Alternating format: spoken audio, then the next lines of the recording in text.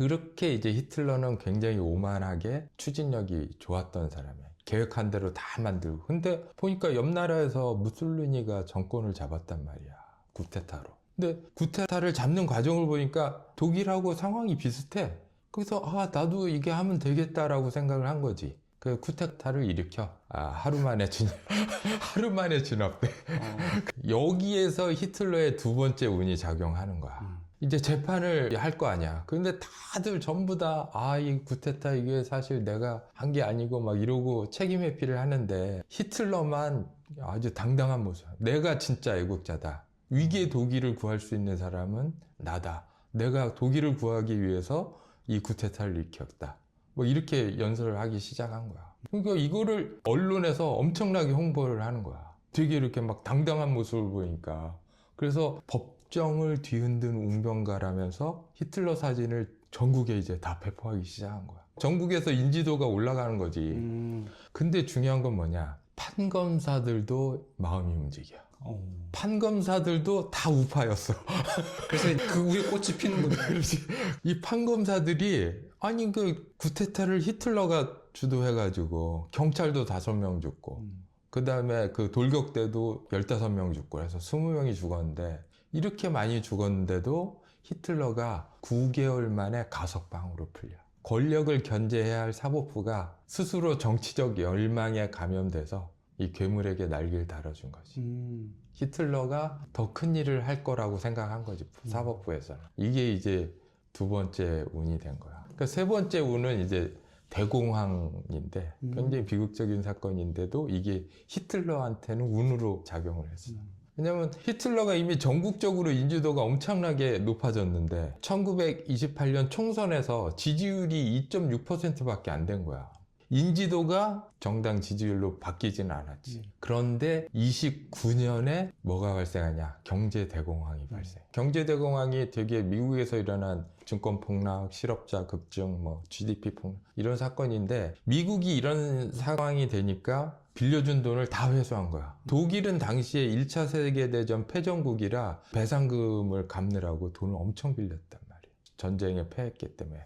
그래서 그 돈을 미국한테 갖고 나니까 독일 경제는 이제 순식간에 마비된 거지. 기업들은 줄도산하고 실업자가 600만 명이 넘었어. 정부도 뭔가 실업자 수당도 주고 뭐 해야 되는데 돈이 있어야 하잖아. 근데 정부가 할 수 있는 일이 없어. 계속 긴축재정. 국민의 고통이 극에 달했는데 기존 정당은 또 이 상황을 유리하게 바꾸려고 싸움질만 한 거지. 그때 히틀러가 뭘 했냐면 대중들에게 공포와 욕망을 자극했어. 나치당을 찍으면 빵과 일자리를 준다고 이제 선전을 한 거야. 지들도 돈이 없으면서 그렇게 구호만 외친 거지. 선동을 한 거네요. 그렇지. 거기에다가 지금 우리가 왜 독일이 이렇게 위태롭냐? 유대인 때문이야. 증오 마케팅을 한 거야. 경제가 어려우니까 독일 시민들이 이성보다는 증오를 선택했던 것 같아.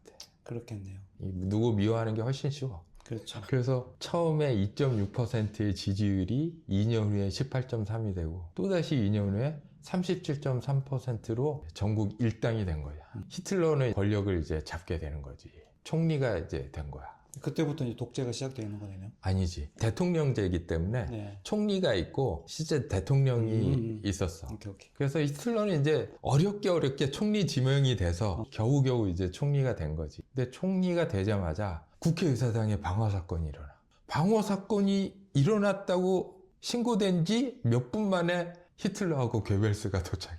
근데 석조 건물인데 그 몇 분 만에 석조 건물이 다 불타올라. 이거 분명히 히틀러가 의심스러운데 어쨌든 히틀러는 다음날 현 시대로 말하면 계엄령을 이제 발표한 거지. 그래서 공산주의자, 유대인, 노조 간부를 다 잡아들이기 시작했어. 그리고 이제 완전히 철권 통치를 하는 거지. 1년 후에 독일 대통령이 이제 힌덴부르크였는데 힌덴부르크 대통령이 사망해. 나이도 86세니까 누구도 의심을 안 한지. 자연사니까. 역사도 자연사라고 기록돼 있어. 근데 문제는 뭐냐?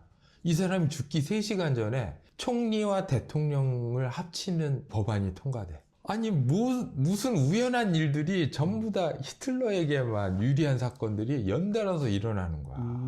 근데 문제는 뭐냐? 히틀러가 이게 진짜 배우였냐? 이게 아니라 그거보다 더 문제는 뭐냐? 독일 시민 누구도 이걸 의심한 사람이 없었다는 거야. 그냥 다 받아들인 거야. 그래서 히틀러는 이제 막을 수 있는 게 아무것도 없어. 그리고 또 히틀러가 자기가 이제 경제를 잘한다고 이렇게 이미지를 만들려고 아우토반 고속도로 이제 건설해. 엄청나게 홍보하죠. 근데 아우토반 건설에 필요한 노동자는 12만 명, 실업자는 600만 명. 그러니까 2%가 뭐 이렇게 고용됐다고 해서 독일 경제가 이제 체감적으로 활성화되는 거 못 느낄 거 아니야. 내수 시장을 활성화했어야 되는데 내수 시장을 활성화한 돈도 없고 이러니까 군수품을 만든 거야. 독일의 기업들을 이용해서 내수 시장은 소비자가 일반 시민들이지만 군수품은 소비자가 정부였기 때문에 정부는 이게 어음으로 돈을 줄 수가 있는 거지. 나중에 거둘 세금을 미리 땡겨다가 이제 지불을 한 거지.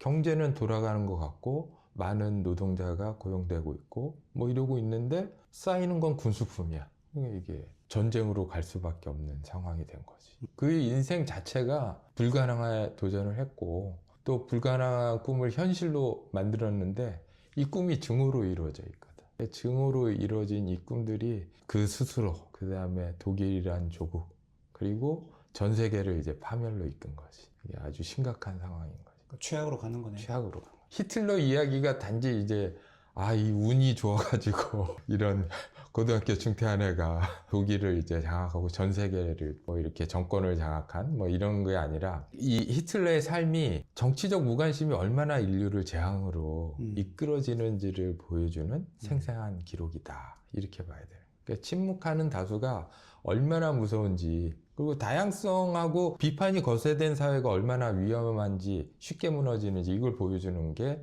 이제 독일의 히틀러의 이야기인 거지. 선동의 무서움도 있네요. 그렇지. 우리도 똑같아. 우리도 뭐 이성적인 판단보다 또 혐오와 공포를 조작하는 거에 이제 정치를 그렇죠. 득세하는 그런 것도 있고. 그러니까 사람들은 이제 복잡한 지시보다는 비이성적인 무관심을 더 편하게 생각하거든. 그래서 우리가 기억해야 될 거는 우리의 무관심과 침묵이 자칫하면 또 다른 히틀러를 양상할 수 있다. 그런 사실을 기억하면서 오늘의 히틀러 이야기는 여기까지. 네, 재밌었습니다. 오케이. 고맙습니다.